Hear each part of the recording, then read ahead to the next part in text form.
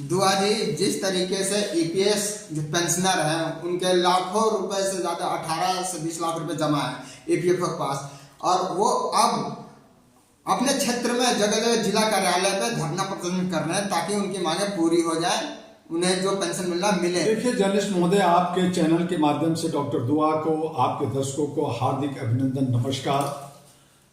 कई सालों से, वर्षों से ईपीएस 95 के लोग धरना प्रदर्शन आंदोलन अपनी मांग कर रहे हैं, अपने हक अधिकार की आवाज उठा रहे हैं। ईपीएफओ एक संस्था बनी हुई है भारत का, सेंट्रल गवर्नमेंट का, जिसमें करोड़ों रुपया खर्च होता है। उसमें बहुत सारे ईटिंग सीटिंग मीटिंग होता है, बहुत सारे ऑफिसर्स हैं और ये सब सिस्टम बनाते हैं। कई बार हमारे फाइनेंस मिनिस्ट्री महोदया, देश के प्रधानमंत्री, गृह मंत्री और लेबर मंत्री सभी कहते हैं कि हम सबको बुजुर्ग होना है, हम सबको रिटायर होना है, हमें राहत चाहिए, हमें पेंशन चाहिए, हमारा पैसा जो कटता है सैलरी में वो हमें मिलना चाहिए, जिससे हम अपनी जिंदगी बची हुई बेहतर बना सकें।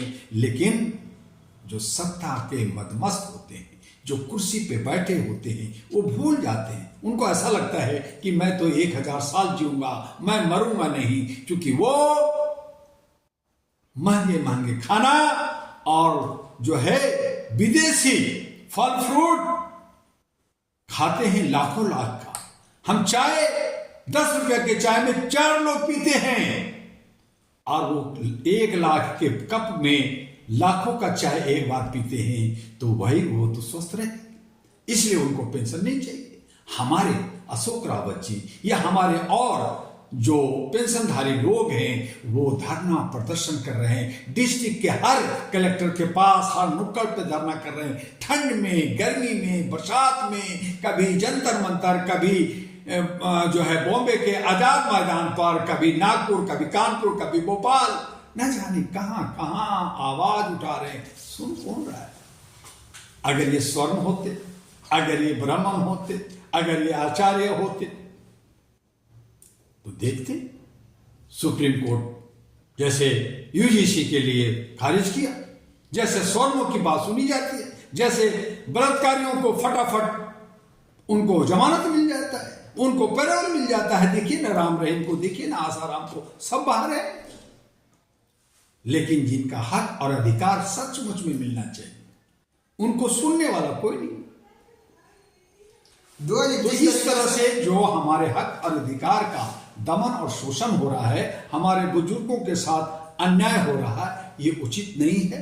ये जो लड़ाई लड़ रहे हैं, मैं अपने ही तमाम साथियों से, आपके चैनल से अनुरोध और अपील करेंगे कि वो डॉक्टर दुआ से बात करें। डॉक्टर दुआ प्रोजेक्ट देगा, डॉक्टर दुआ एक सिस्टम देगा, डॉक्टर दुआ एक राह देगा कि कैसे इनसे हम इनको झुका सकते हैं, कैसे अपने हक अधिकार ले सकते हैं। ये धरना प्रदर्शन आंदोलन, भीड़ भाड़, 100, 200, 500 बर्बाद कर रहे हैं। हमारे बहुत सारे बुजुर्ग ऊपर सिधार गए, बहुत सारे लोगों को पूछा नहीं, बहुत लोगों ने लाठी डंडे भी खाए, और कुछ लोग चल नहीं सकते, खाट पकड़ रखा है, बीमार हैं, वो हॉस्पिटल जा रहे हैं, उनको दवाई नहीं मिल रहा है। एक तरफ प्रधानमंत्री कह रहे 7,500 दूंगा, दवाई दूंगा, फ्री दूंगा, ये दूंगा। तमाम सोशल मीडिया में जो लोग चटकारे ले रहे हैं और हमारा हक जस के तस है।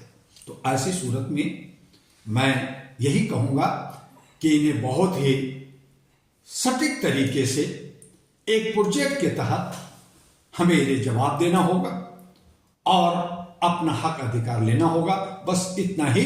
लेकिन इसके लिए जितने भी पेंशनधारी हैं उन्हें डॉक्टर दुआ के साथ मिलना होगा। हम इसका सुप्रीम कोर्ट में भी डालेंगे और इसको हम तरीके से, कानूनी तरीके से लगे। दुआ जी, जिस तरीके से किसानों का अकाउंट में सहयोग चला जाता है, उसी तरीके से इनका भी तो अकाउंट ऐड है। अगर प्रधानमंत्री चाहे तो ये मिनटों नहीं लगेगा, सबके खाते में। देखिए, प्रधानमंत्री जर्नलिस्ट महोदय चाहें तो मिनटों नहीं लगेगा, बिल्कुल सही कहा, क्योंकि उनको विशेषाधिकार मिला होता है, वो डिसीजन लेते हैं, उनको एक कानून बन जाता है, उनकी मुंह से जो आवाज निकलती है ब्रह्मा का एक शब्द हो जाता है। इसीलिए तो कहते हैं कि मैं विष्णु के अवतार, इसीलिए तो लोग मूर्तियां बना के पूजा कर रहे हैं। प्रधानमंत्री से हम सवाल करते हैं, जबकि अपने जनप्रतिनिधि, अपने जो जिनको वोट देते हैं, जिनको एमपी बनाते हैं, एमएलए बनते हैं, उनसे बात नहीं करते, उनको हम कुछ कहते नहीं है। प्रधानमंत्री कहता तुम कौन हो, तुमने मुझे थोड़ी बनाया, मुझे जनप्रतिनिधि बनाया है, जनप्रतिनिधियों को विदेश भेज देते हैं, उनको मौज मस्ती करते हैं, उनको पैसा मिलता है, उनको पेंशन मिलता है, सारी सुविधा मिलता है, तो हमारे जनप्रतिनिधि बिक जाते हैं। नतीजा प्रधानमंत्री कहता है कि तुम हो कौन? तो जनता का दोहन और शोषण इसीलिए होता है कि वो अपने जनप्रतिनिधि को नहीं पकड़ते, उनको दोष नहीं देते, और फिर इसमें राजनीतिक हो जाती है। हर कोई राजनीति करता है, कहते करो ना, भीड़ दिखाओ ना, शोर मचाओ ना, आवाज दो ना, फर्क क्या पड़ता? तो कानूनी तरीके से जो हमारा संवैधानिक तरीका है उससे लड़ना पड़ेगा। हमें लोहा जो है लोहे को काटता है। अब लोहा काटने के लिए आप सोना का इस्तेमाल कर रहे हैं, आप दूसरी चीज का कर रहे हैं, आप पेंसिल से लोहा काट रहे हैं। तो लोहा को लोहे से काटते हैं, और इसी तरह से जो जैसा है उसके साथ वैसा ही बर्ताव करना होगा।